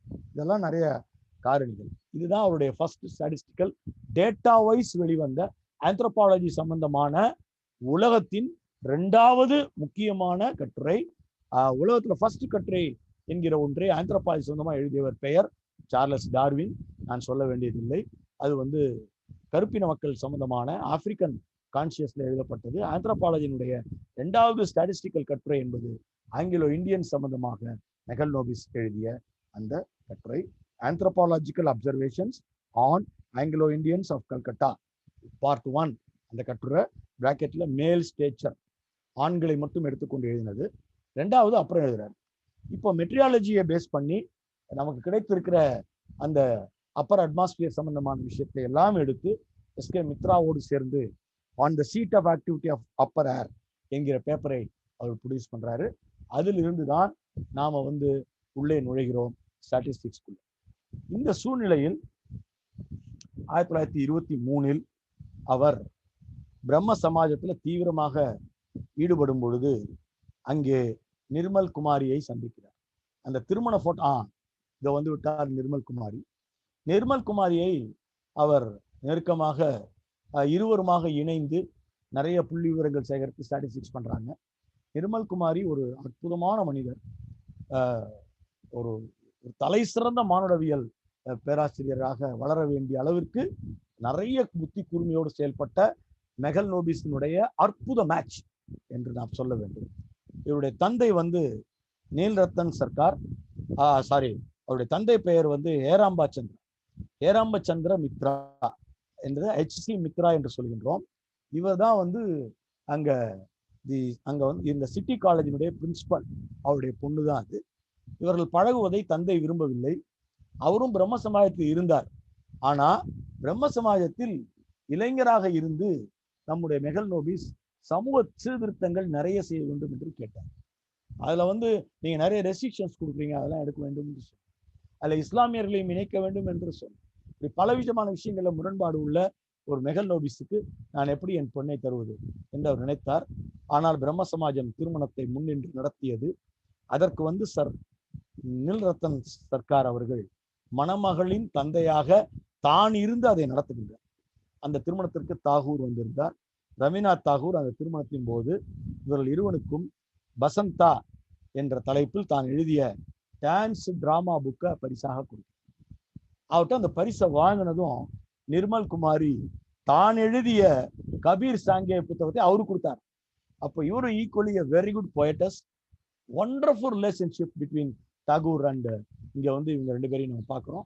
இறுதி வரையில் தாகூரினுடைய ஃபாரின் டூர்ஸ் பூரா அரேஞ்ச் பண்ண பெருமை நம்முடைய மதிப்பிற்குரிய மெகல்னோபிஸ் அவர்களை சேரும். நம்முடைய அந்த காலத்துல பிற்காலத்தில் தாகூர் இவரோடு இணைந்து பைஷே சரவம் என்கிற ஒரு புத்தகத்தையே தாகூர் இவரோடு இணைந்து எழுதியிருக்கிறார் என்பதையும் நாம் ஞாபகம் வைத்துக் கொள்ள வேண்டும். தலை சிறந்த அந்த கவிஞருக்கு அருகே தாகூர், அந்த கவிஞரின் கணவராக நம்முடைய பிசிஸ்ட் மரியாதைக்குரிய மெகல்னோபிஸ் அவர்கள். இப்போ பிற்காலத்துல மெகல்னோபிஸோடு அவர் எப்படிலாம் ஆயிப்பினார்னு அப்புறம் பார்ப்போம். இப்போ நாம பேப்பருக்கு போறோம். ஜுவாலஜிக்கல் சர்வேவோடு இணைந்து ஒரு பேப்பரை மெகல்னோபிஸ் தயாரிக்கும். அது என்னன்னா, நெல்சன் ஆண்டலே என்ன பண்ணியிருக்காரு, அனந்தலே உங்களுக்கு தெரியும், எடன்பரோவை சேர்ந்தவர். அவர் 1876 பிறந்தவர். 1904 தான் இந்தியாவுக்கு வந்தார். எதுக்காக வந்தார்னா, அவர் கல்கட்டாவில் இருக்கிற மியூசியத்துக்கு ஒரு கியூரேட்டராக தான் வந்தார். டெப்டி டைரக்டர் ஆகி அப்புறம் டைரக்டர் ஆகிறது. அவர் இந்தியாவில இருந்து திரட்டிய பூச்சி இனம், ஸ்பைடர் இனம், அதே போல நம்முடைய ஸ்னெயில்ஸ், நத்தைகள், இந்த நத்தை ஓடுகள் சம்பந்தப்பட்டு அவர்கிட்ட ஒரு கலெக்ஷன் இருக்கு. அந்த கலெக்ஷனை சென்று பார்வையிடுவதற்காக மெகல்னோபிஸ் அழைக்கப்பட்டார். இந்த ஒரு ஆயிரக்கணக்கான ஸ்னெயில்ஸ், அதனுடைய புள்ளி விவரங்களை திரட்டி the statistics on the significant character of local variation in dextral and symmetral shells of snails என்று 1923 மெகல்னோபிஸ் பேப்பர் வருது. இந்த பேப்பரை வந்து படிச்சுட்டு பிசிக்ஸ், மேத்தமெட்டிக்ஸ், உயிரியல் மூன்றும் கலந்த ஒரே பேப்பர் இதுதான் என்று பின் நாட்களில் பலருடைய பாராட்டை அவர் பெற்றார். நத்தை ஓடுகளினுடைய வேற்றுமைகளை வைத்து எப்படி ஒரு ஊருக்கும் நத்தை ஓடு வேறுபடுகிறது என்பதற்கு சர்வைவல் ஆஃப் ஃபிட்டஸ்ட்லேருந்து ஆரம்பித்து நேச்சுரல் செலெக்ஷன் வரைக்கும் எல்லாவற்றையும் பேசுகின்ற ஒரு பேப்பராக அதை அவர் கொடுத்தார். இப்போ அவருடைய கண்டுபிடிப்பு என்ன என்பதை நோக்கி நாம் வந்திருக்கிறோம். ஸ்டாட்டிஸ்டிக்ஸ்ல இப்படி அவர் நிறைய ஒர்க் பண்ணிட்டு இருந்தாரு. 200 பேப்பர் இருக்கு. கிராப்ஸ், விவசாய நிலங்கள், அந்த ஆண்டு விவசாயம் எவ்வளவு நடந்திருக்கு, எவ்வளவு நம்ம திரட்டி இருக்கிறோம், அக்ரிகல்ச்சர் சம்பந்தப்பட்டது, அதுலேருந்து ஆரம்பிச்சு மனுஷங்க டீ குடிக்கிற வரைக்கும் எல்லாவற்றையுமே சர்வே எடுத்து பார்த்து அறிவியல் ரீதியில் இன்டர்பிரேட் பண்ணுகின்ற ஒரு அருமையான ஒரு விஷயத்தை அவர் தொடர்ந்து கொண்டிருந்தார். இதற்கு நடுவில் அவர் என்ன கண்டுபிடித்தார்? அதுதான் மெகல்னோபிஸ் டிஸ்டன்ஸ் என்று அழைக்கப்படுகின்ற ஒரு முக்கியமான கருதுகோள். இது என்னன்னு நான் விளக்கணும்னா, சமீபத்திய நம்மளுடைய ஹைதராபாத் செகண்டராபாத் ரெயினை வச்சு ஈஸியா விளக்கலாம். அப்போ முன்னாடி வடநாட்டுல வந்து இதே கிளவுட் பஸ்டர் ரெயின் வந்து சென்டருக்கு முந்தைய ஆண்டு நினைக்கிறேன், எப்பன்னு மறந்து போச்சு, ஒரு 2-3 வருஷம் இருக்கு. வடநாட்டுல வந்து பாத்தீங்கன்னாக்கா கேதார்நாத் ஏரியால கொட்டி தீர்த்ததை நம்ம பார்த்தோம். அங்க இருக்க கோவில்கள் எல்லாம் நாசமானதை பார்த்தோம். அதே மாதிரி ஒரு மழை இப்போ ஹைதராபாத்ல பெஞ்சிருக்கு. ஆனா என்ன ஒரு வித்தியாசம், கிளவுட் பஸ்டர்னால கிட்டத்தட்ட 5 மாதம் பெய்ய வேண்டிய மழை 5 மணி நேரத்துல பெய்யும். இந்த மழை ஆனா இந்த தடவை என்ன டிஃபரன்ஸ்னா, 36 மணி நேரத்துக்கு முன்னாடியே இந்த மெட்ரோலஜி டிபார்ட்மெண்ட் வந்து இப்படி ஒரு மழை பெய்ய வாய்ப்பு இருக்கிறது என்பதை அறிவித்து, அதை அறிவிக்கணும்னா எப்படின்னாக்க கேஸ் தியரியில பட்டர்ஃப்ளை எஃபெக்ட்னு ஒன்று இருக்கு. இப்போ உங்க ஊர்ல நீங்க உட்காந்துருக்கீங்க, உங்க வீட்டுல ஜன்னலுக்கு வெளியில ஒரு பட்டர்ஃப்ளை பறந்து போகுது. அது இப்படி பறக்கிறதுனால அந்த காற்று அங்க அசையுது இல்லையா, அந்த அசைவு எப்படிலாம் தொடர்ற நிகழ்வாக போய் மேகத்தை பாதிக்கும், அது எப்படி வரும், அப்படி அது உங்க ஊர்ல அசைஞ்சதுன்னா உங்களுக்கு 10 ஊர் தள்ளி இருக்கிற ஊர்ல மழை பெய்யுமா, இப்படி பார்க்கிற ஒரு ப்ராபபிலிட்டி. அது அந்த ப்ராபபிலிட்டி கல்ச்சர்ஸ்குள்ள இருக்கிறதுனாலதான் முன்னாடி நம்ம வந்து இந்தியால ஒருபோதும் இல்லாத அளவிற்கு மெகல்னோபிஸ்னுடைய அவருடைய தலையீடு காரணமா நம்மளால மிக தெளிவா மழை புயல் சம்பந்தப்பட்ட முன்னறிவிப்புகள் செய்ய முடியும். இதுல மெகல்னோபிஸ் டிஸ்டன்ஸ் என்று ஒரு கணக்கீடு இருக்கிறது. இந்த நிகழ்தகவுகளை உருவாக்கிட்டே போய் இரு வேறுபட்ட தரவுகளுக்கு இடையிலான ஒப்பீட்டு மதிப்பை அடைவதற்கு மெகல்னோபிஸ் டிஸ்டன்ஸ் பயன்படுத்துகிறார்கள். இது இயற்பியலுக்கு பயன்படுகிறது, கம்ப்யூட்டர் சயின்ஸ்ல பயன்படுகிறது, கேம் தியரியில பயன்படுகிறது, அதே போலவே நமக்கு மெட்ரியாலஜிலையும் பயன்படுது. தரவுகள் சேகரிப்பு, ஒழுங்கமைப்பு, அதை பகுத்தாய்தல், விளக்கம் கோருதல், ஊகங்களை வெளியிடுதல், கள ஆய்வு செய்தல், இதுதானே ஸ்டாட்டிஸ்டிக்ஸ். இந்த ஸ்டாட்டிஸ்டிக்ஸ் சம்பந்தப்பட்ட இந்தியாவினுடைய 2 முக்கிய விஷயங்களை சாதித்து காட்டியவர். ஒன்று வந்து இந்தியன் ஸ்டாட்டிஸ்டிக்கல் இன்ஸ்டிடியூட், இதை உருவாக்கினார். இது வந்து கல்கட்டால அவர் வந்து பிசிக்ஸ் ஹெச்ஓடியா இருந்தப்போ அவர் ரூமுக்கு பக்கத்துல இருந்த இடத்துல இந்தியன் ஸ்டாட்டிஸ்டிக்கல் இன்ஸ்டிடியூட் என்கிற ஒரு சின்ன விஷயத்தை அவர் தொடங்குகிறார். அவர் யாரோடு இணைந்து அந்த பிரசிடென்சி காலேஜில் அதை தொடங்குகிறார் என்றால், அது வந்து ஆக்சுவலி பிரம்மாத்நாத் பானர்ஜி, இவர் வந்து எக்கனாமிக்ஸ் ப்ரொஃபஸரு, நிகில் ரத்தன் ராஜன் சென், இவர் வந்து ஒரு அப்ளைடு மேத்தமெட்டிக்ஸ் ப்ரொஃபஸர். இவங்களோட ஒரு இண்டஸ்ட்ரியலிஸ்டையும் கூப்பிட்டுக்கிறாரு, அவர் தான் ராஜேந்திரநாத் முகர்ஜி. இவங்க 3 பேரையும் இணைத்து ISI என்கிற அமைப்பை தொடங்குகிறார். 1932 ஏப்ரல் 28 தொடங்கப்படுகிறது. அதனுடைய கணக்கு வழக்கு பார்க்குற வேலையை தன் மனைவியிடம் விட்டார். நேருவுக்கு இந்த பக்கம் அவருடைய மனைவியை நாம் பார்க்கிறோம். அப்போ ரெஜிஸ்டரும் பண்ணிடுறாங்க. அது ஒரு முக்கிய பங்களிப்பு.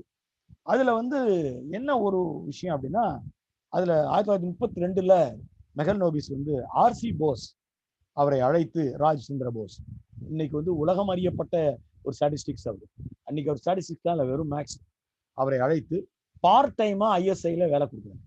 பார்ட் டைம்னா என்னன்னா, சாட்டர்டே சண்டே ஒர்க் பண்ணணும், பூஜா ஹாலிடேஸ், அப்புறம் நமக்கு இந்த மாதிரி லீவ்லாம் வருது இல்லை, சம்மர் ஹாலிடேஸ், ஃபுல்லா ஒர்க் பண்ணலாம்.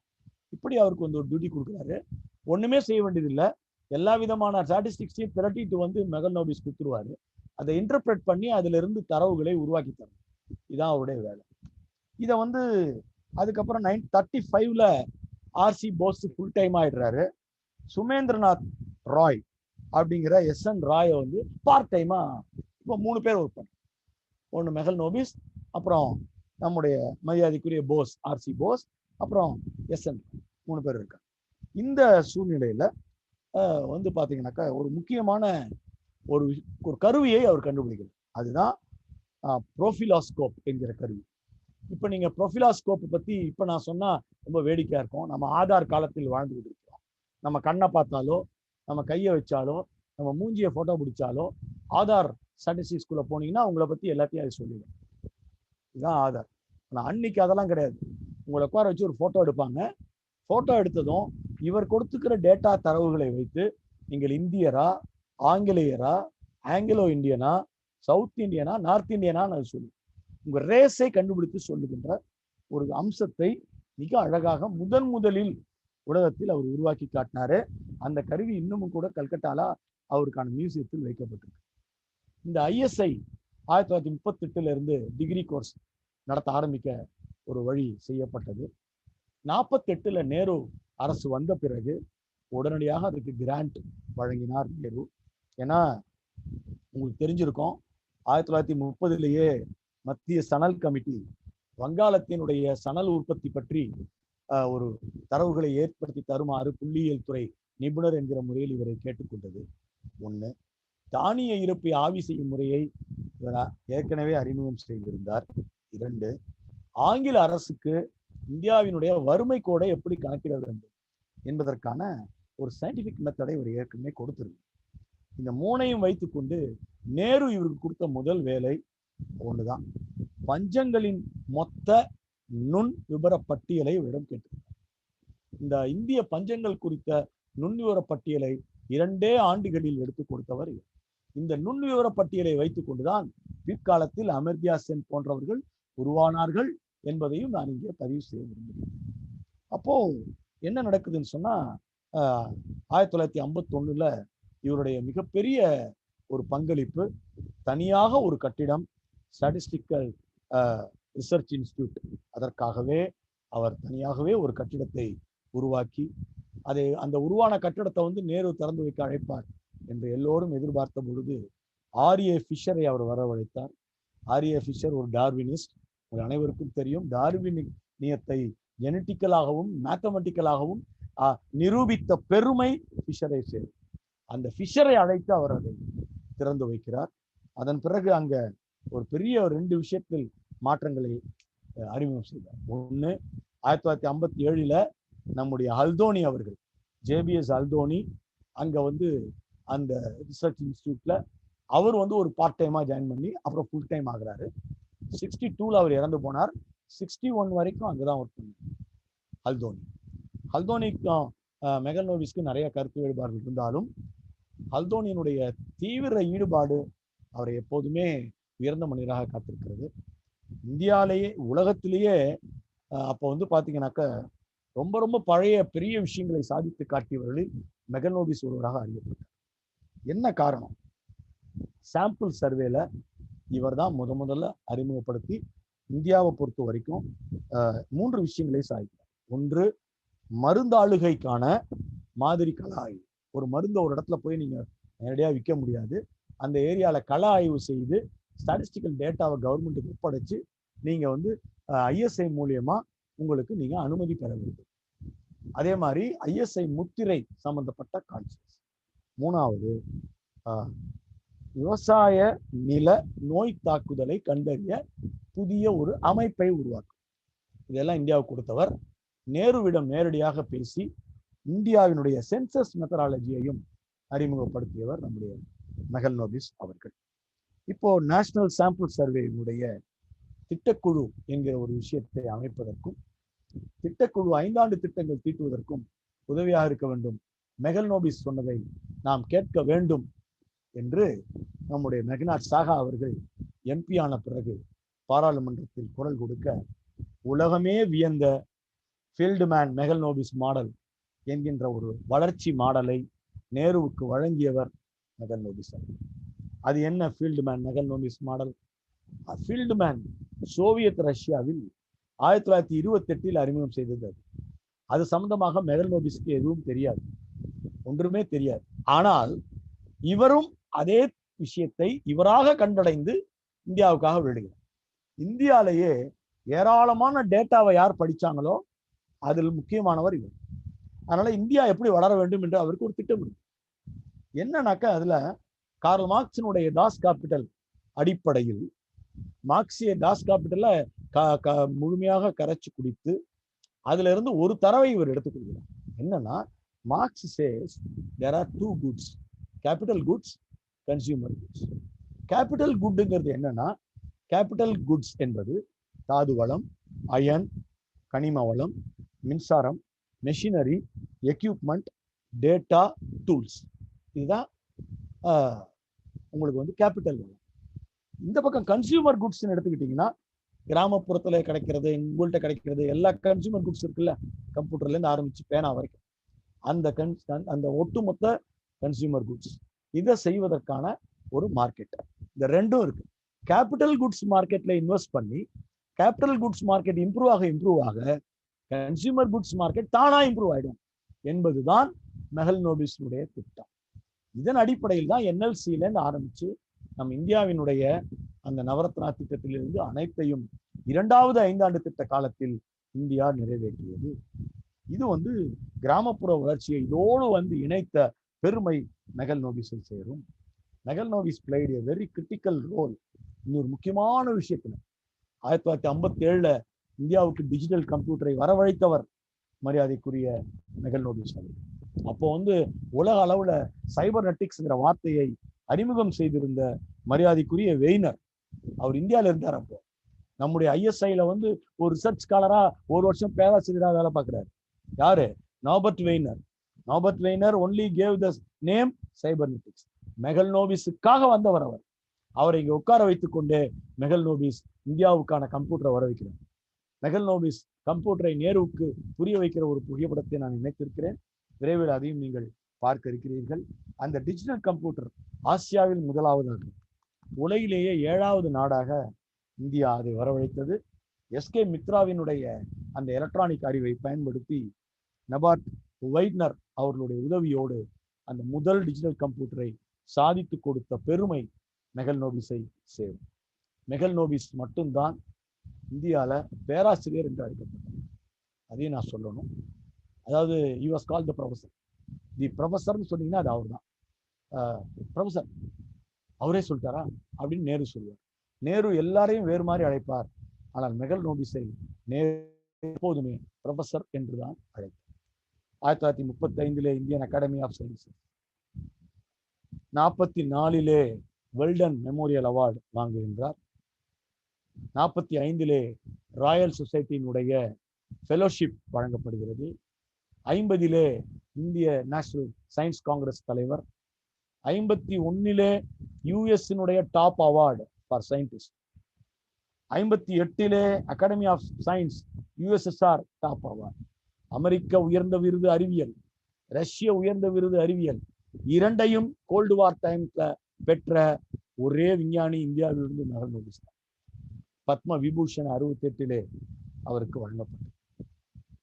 1972 தன்னுடைய பிறந்த நாளுக்கு முதல் நாள் ஜூன் 28 அன்று ஐஎஸ்ஐ அலுவலகத்தில் டைரக்டர் ஃபவுண்டர் ஒரு ஒர்க் நடந்துட்டு கொண்டிருக்கும் பொழுதே தன் வேலைக்கு நடுவில் அவர் இறந்து போனார். மெஹல்னோபிஸினுடைய ஒர்க்கிங் மெத்தடை சொல்லி நான் முடிக்க வேண்டும். இத்தனை அற்புதங்களையும் சாதித்த மெஹல்னோபிஸ் எப்படி ஒர்க் பண்ணுவார் தெரியுங்க? இந்த அழகு மிக மிக முக்கியம். ஆஸ் அன் அட்மினிஸ்ட்ரேட்டர் அவர் எப்படி ஒர்க் பண்ண, அவருக்குன்னு ஒரு டேபிள் கிடையாது. மெஹல்னோபிஸ் டைரக்டர் அப்படின்னு போட்டு ஒரு டேபிள் கிடையாது. மெஹல்னோபிஸ் ஆபீஸ்க்குள்ள வருவாராம். கிட்டத்தட்ட 7 மாடி கட்டடம் அது. அவர் எங்க இருப்பாருன்னு தெரியாது. எங்க முக்கியமா அன்னைக்கு இருக்கணுமோ அங்க இருந்துருவாரு. யார் ஒர்க் பண்ணிட்டு இருக்காங்களோ அவங்களோட டேபிளை வந்து ஷேர் பண்ணிப்பார். இதுதான் அவருடைய பாணி. எங்கு வேணாலும் சுற்றி திரிவார். எல்லார் வேலைகளையும் அவருக்கு செய்ய தெரியும். அதனால்தான் அவர் டைரக்டர் ஃபவுண்டராக இருக்கு. ஒரு வாட்ச்மேன் வேலையை கூட அங்கு சென்று வாட்ச்மேனாக உட்காரும் அளவிற்கு தனக்குன்னு ஒரு சீட்டை ஒதுக்கி கொள்ளாமல் அனைவரது வேலைகளிலும் பம்பரம் போல் சூழக்கூடிய ஒரு அட்மினிஸ்ட்ரேட்டராக அவர் இருந்தனால்தான் ஒரு ஐஎஸ்ஐ அவர் நுழைந்த அந்த முதல் வருடத்தில் 238 ரூபாய் தான் வரவு செலவு. அவர் மறைந்த அந்த 72 இந்திய அரசாங்கத்தினுடைய வருமானம் என்பது ISIனால் கிடைத்த வருமானம் என்பது 100 கோடி ரூபாய்க்கு மேல் இருக்கும் என்று எழுதப்பட்டது. வளர்ந்த ஒரு விஷயமாக கொண்டு வருவதற்கு as an administrator அவருடைய விஷயம் எப்படிப்பட்டது என்று பார்க்கிறோம். கான்செப்ட் ஆஃப் மெகல்னோபிஸ் டிஸ்டன்ஸ் இப்போது எப்படி கணக்கிடுவது என்பதற்கான முறையை உங்களுக்கு காட்டியிருக்கிறார்கள். இது போன்ற தரவுகளோடு நாம் மெகல்னோபிஸ் டிஸ்டன்ஸ் என்கின்ற இந்த விஷயத்தோடு மிக அழகாக நாம் நம்முடைய இதுதான் அந்த கம்ப்யூட்டர், அவர் கூட இருந்து நேருவுக்கு விளக்கம் பெறுகின்ற அந்த டிஜிட்டல் கம்ப்யூட்டரினுடைய பேஸ் நீங்கள் பார்க்கிறீர்கள். இவற்றையெல்லாம் தந்த அந்த மாமனிதர் 72 நம்மை விட்டு பிரிந்தாலும் இப்போதும் கூட நாம் மறக்காமல் மெகல்னோபிஸை ஞாபகம் வைத்துக் கொண்டு ஒவ்வொரு ஆண்டும் மன்மோகன் சிங் அறிவித்ததைப் போல மெகல்னோபிஸினுடைய பிறந்த நாளான June 29 Indian day of statistics என்று அறிவிக்கப்பட்டு அதை நாம் ஒவ்வொரு ஆண்டும் கொண்டாடி வருகின்றோம். இன்றைக்கு பார்த்தீங்கன்னா இது ஒரு ஸ்டாட்டிஸ்டிக்ஸ் யுகமாக இருக்கு. எல்லாத்துக்கும் சர்வே எடுத்துக்கிட்டே இருக்காங்க. தினமும் சர்வே, பிரைம் மினிஸ்டர் இப்படியா அப்படியாங்கிறதுல இருந்து ஆரம்பிச்சு சாதாரண ஒரு டீ கப் விற்கிற வரைக்கும் survey.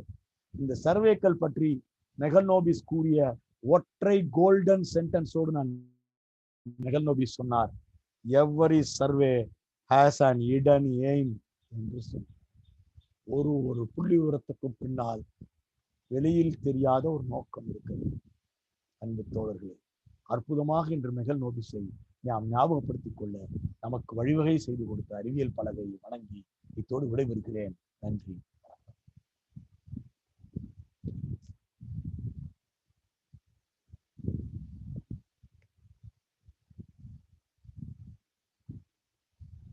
Thank you sir, thank you so much. ஒரு நிமிஷம் இருங்க. இல்ல கேள்விகள் ஏதாவது கேட்டுருக்கீங்க பார்க்கலாம். இல்ல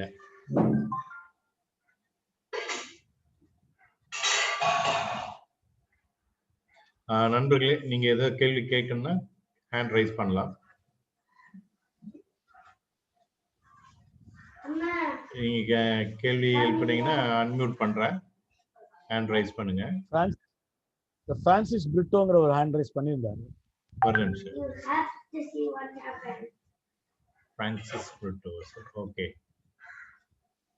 மேஜர் நாராயணன். நாராயணன் சார், நீங்க பேசுங்க. ஐயா வணக்கம். ரொம்ப சிறப்பான உரை, ரொம்ப அரிய பல தகவல்கள் வழக்கம் போல சொன்னீங்க. மெகல்னோபிஸோட முக்கியமான மாணாக்கர்கள் பற்றி ஏதாவது சொல்ல முடியுமா ஐயா? யார உருவாக்கி மெகல்னோபிஸ் உருவாக்கிய மாணவர்களினுடைய அந்த லிஸ்ட் ரொம்ப பெருசு. ஆக்சுவலி பாத்தீங்கன்னாக்கா இன்றைக்கு வரைக்கும் நமக்கு பல வகையான மாணவர்களை நம்மால் அதுல நினைவு கூற முடியும்.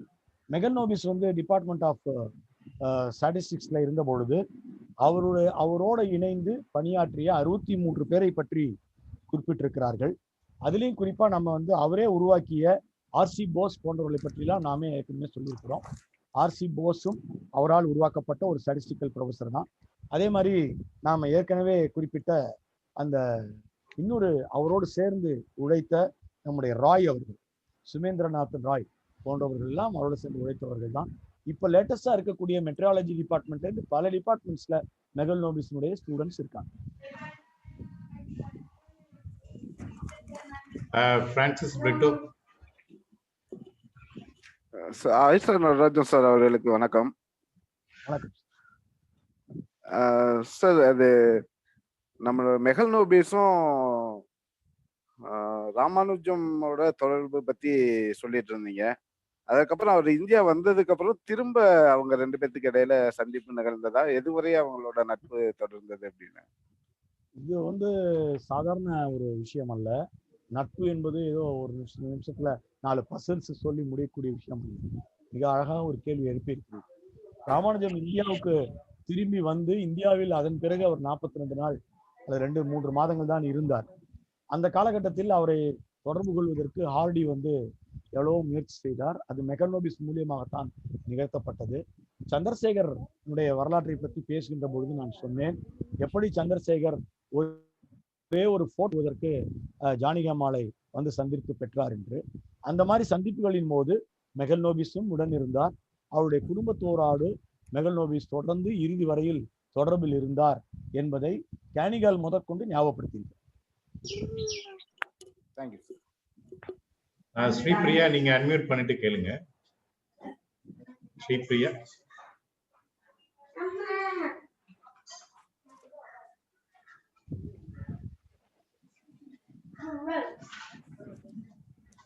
ஸ்ரீபிரியா, நீங்க அன்மியூட் பண்ணிட்டு கேளுங்க, ஹேண்ட் ரைஸ் பண்ணீங்க. இல்ல ராஜசேகர் சார். சார் வணக்கம். ஒரு சிறப்பான உரை. சொல்லணும்னு ஒண்ணும் இல்லை. ஆக்சுவலா கேட்கிற வாசகர்களுக்கு ஒரு விண்ணப்பம் கொடுக்குறேன். என்னன்னா, சாருடைய உரை ஒரு நாள் கேட்டீங்கன்னா உங்களுக்கு இன்னும் நிறைய தெரிஞ்சுக்கணும்னு எனக்கு தோணுது. எல்லாருக்கும் தோணுதான்னு எனக்கு தெரியல. மினிமம் ஒரு மணி நேரமாவது நான் இன்டர்நெட்ல போய் சார் சொன்னதை கொஞ்சம் தோண்டி துருவி எக்ஸ்ட்ரா கொஞ்சம் படிப்பேன் நான் எப்போது. அப்போ சாரத்துல விடுபட்டு போன ஒரே ஒரு பாயிண்ட் என்னன்னா, ஜேபிஎஸ் ஹால்டேன் அப்படின்னு ஒரு ஆங்கிலேயரை ஐஎஸ்ஐக்கு கொண்டு வந்து அங்கேயே அவர் தங்கிட்டார். இங்கிலாந்து நேஷனாலிட்டியா இருந்தாலும் he became an Indian citizen. அப்போ அந்த ஜேபிஎஸ் அண்ட் மஹலனோபிஸ் அந்த ஒரு ஃப்ரெண்ட்ஷிப் பத்தி சார் கொஞ்சம் சொன்னா நல்லா இருக்கும். இப்போ அதுதான் நான் ஹல்தோனி என்று சொன்னேன். ஹால்டேன் என்று ஆங்கிலத்திலே நாம் அழைக்கிறோம். ஹல்தோனி என்றுதான் தமிழில் நாங்கள் பொதுவாக எழுதி பழகிவிட்டோம். ஆமா, அந்த ஹல்தோனி ஒரு இங்கிலாந்திலிருந்து இந்தியாவுக்கு அவரை வரவழைத்தது மெகல் நோபிஸ். 57 ஜாயின் பண்ணி 61 வரைக்கும் அவரோடு இணைந்திருந்தார். நான் ஏற்கனவே சொன்னது போல அவருடைய நட்பு மிக சிறந்ததாக இருந்தது. அவங்க ஐஎஸ்ஐல என்ன பண்ணாங்க, ஒரு நிகழ்ச்சி சொல்கின்றேன். ஒரு சர்வதேச அளவுல ஒரு statistical methods and research methodology பற்றி ஒரு பெரிய ஒரு செமினார் நடத்தினாங்க. அந்த செமினார்ல பாத்தீங்கன்னாக்கா, எப்படியாவது அமெரிக்காவிலிருந்து 2 பேரை உள்ளே நுழைப்பதற்கு அமெரிக்க அரசு பயங்கரமா முயற்சி செய்தது. அந்த நேரத்துலதான் சூடான்லயும் 2-3 இடங்கள்லயும் அமெரிக்க பிரச்சனை வெடித்து கொண்டிருந்தது. அங்க இருக்கிற தாதுக்களையும் அதையும் இதையும் சுரண்டி எடுப்பதற்காக அமெரிக்கா படையெடுக்கிறது என்று அல்தோனி போன்றவர்களே எழுதினார்கள். இந்த அல்தோனியை உங்களுக்கு தெரியும். இந்த ஜேபிஎஸ் ஹால்டேன் ஆக்சுவலி பாத்தீங்கன்னா ரொம்ப இடதுசாரி மனப்பான்மை உடையவர், தீவிரமான போராளியும் கூட.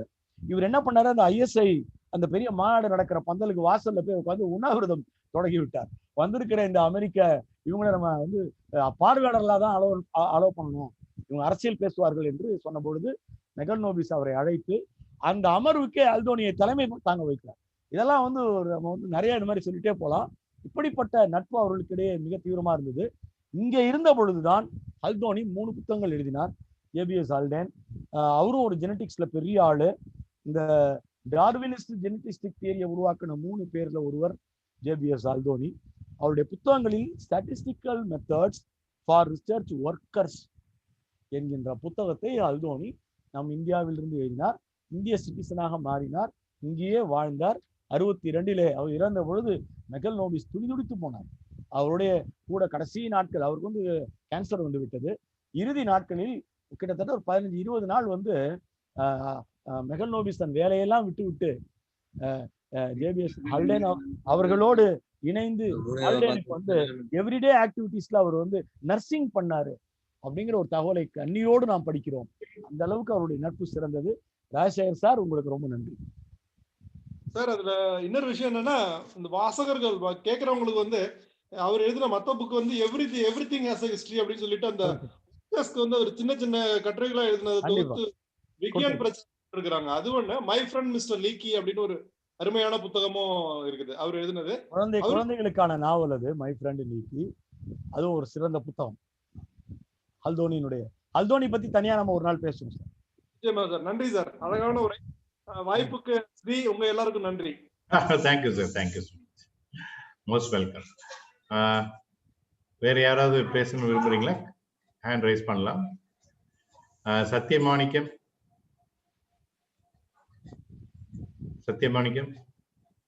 வணக்கம். பேசுங்க. ரொம்ப ஓகே, வழக்கமான உரை, ரொம்ப எதிர்பார்ப்பை கொடுக்கக்கூடிய உரையா இருந்தது. இவரை அதாவது இது போன்ற விஞ்ஞானிகளுடைய வாழ்க்கை வரலாறு, அவர்களுடைய படைப்புகளை மறுபடியும் சொல்ல வேண்டியது தமிழ்ல வரணும் அப்படிங்கிறது தான். ரொம்ப இது அதாவது ஆஹ், யாருக்குமே தெரியாத விஞ்ஞானிகளா வந்து எப்படி இவங்க எல்லாம் மாறினாங்க? ஏன்னா இவங்கெல்லாம் பாராளுமன்றத்துக்குள்ள எல்லாம் வந்து இருந்திருக்கிறாங்க. இருந்தாலும் புதியவர்களாகவே வந்து ஒவ்வொரு வாரமும் வந்து விஞ்ஞானிகள் தெரிகிறது பெரிய ஆச்சரியமா இருக்குது. இது இது இது போன்ற விஞ்ஞானிகளை வெளியே கொண்டு வர்றதுக்கு அறிவியல் பலகை வந்து முயற்சி எடுத்ததுக்கு ரொம்ப நன்றி. நடராஜன் சார் வந்து விடாம வந்து இன்னமும் வந்து நிறைய விஞ்ஞானிகளை வெளியே கொண்டு வரணும் அப்படிங்கிறதா கண்டிப்பா. எங்களுடைய எதிர்பார்ப்பு. குறிப்பாக தமிழில் புத்தகமாக வருவது இன்னும் சிறப்பா இருக்கும். கண்டிப்பா அதுக்குரிய முயற்சி எடுப்போம். கண்டிப்பாக எடுப்போம். சார், என்னோட அப்சர்வேஷன் என்னன்னா, பெரும்பாலான விஞ்ஞானிகள், இந்திய விஞ்ஞானிகள் எல்லாருமே மேற்கு வங்கத்திலிருந்து வந்திருக்காங்க. வெஸ்ட் பெங்கால்ல இருந்து அதிகமான சிறப்பா தான் பேர் இருக்காங்க. ரொம்ப அதுல ஒரு போட்டி இருக்கு. பொதுவா என்ன சொல்றாங்க அப்படின்னா, மேற்கு வங்கத்துக்கும் தமிழகத்திற்கும் அதுல ஒரு கடுமையான போட்டி இருக்கு. நாமும் வந்து கிட்டத்தட்ட ஈக்குவல் நம்பர் ஆஃப் பீப்புளை நம்ம படைத்திருக்கிறோம். இதுக்கு நடுவுல வந்து பல்வேறு இந்தியாவினுடைய பகுதிகளில் இருந்தும் வருபவர்களுக்கு அன்னைக்கு கல்கத்தா வந்து ஒரு பெரிய ஒரு சென்டர் ஆஃப் லேர்னிங்காக இருந்திருக்கு. நாம் அதை சொல்லணும். அதுக்கு வந்து பல காரணங்கள் உட்காரணங்களும் இருந்தன என்பதில் சந்தேகம் இல்லை. நாம வந்து what Bengal things today India things tomorrow என்கிற ஒரு காலம் இருந்தது. ஆனால் அதை உடைத்ததில் தமிழகத்திற்கு பெரிய பங்கு இருக்கிறது. நாம இங்க இருந்தும் நிறைய பேரை கொடுத்திருக்கோம். Okay, okay, thank you. Thiru Bhaskar, உங்களுடைய நன்றி உரை. அனைவருக்கும் இனிய காலை வணக்கங்கள். இன்றைய வாரம் ஒரு விஞ்ஞானி உரை தொடர் 17இல் பிசி மெஹலோனியின் வாழ்க்கை வரலாறு மற்றும் அறிவியல் சாதனைகள் குறித்து சிறப்பாக சிறப்புரை நல்கியிருக்கின்ற ஆசிரியர் மற்றும் எழுத்தாளர் திரு ஆயிஷா ரா நடராஜன் அவர்களுக்கும், இதில் பங்கேற்ற அனைத்து பங்கேற்பாளர்களுக்கும், விக்யான் பிரச்சார், அறிவியல் பலகை, தமிழ்நாடு அறிவியல் தொழில்நுட்ப மையம் மற்றும் பங்கேற்பாளர்கள் சார்பாக மிகுந்த நன்றிகளை தெரிவித்துக் கொள்கிறோம். நன்றி, வணக்கம். சார், அடுத்த வாரம் பத்தி சொல்லுங்க. அடுத்த வாரம் நண்பர்களே, சலீம் அலி, பறவையியல் நிபுணர், மிகச்சிறந்த நிபுணர், உலகமே வியந்து பார்க்கக்கூடிய ஒரு பறவையியல் நிபுணர் சலீம் அலி பற்றி சார் பேசுகிறார். அவசியம் அதிக அளவில் பங்கேற்று இந்த பயனடையுமாறு அன்புடன் கேட்டுக்கொள்கிறோம். நன்றி. கலந்து கொண்ட அனைவருக்கும் நன்றி, வணக்கம்.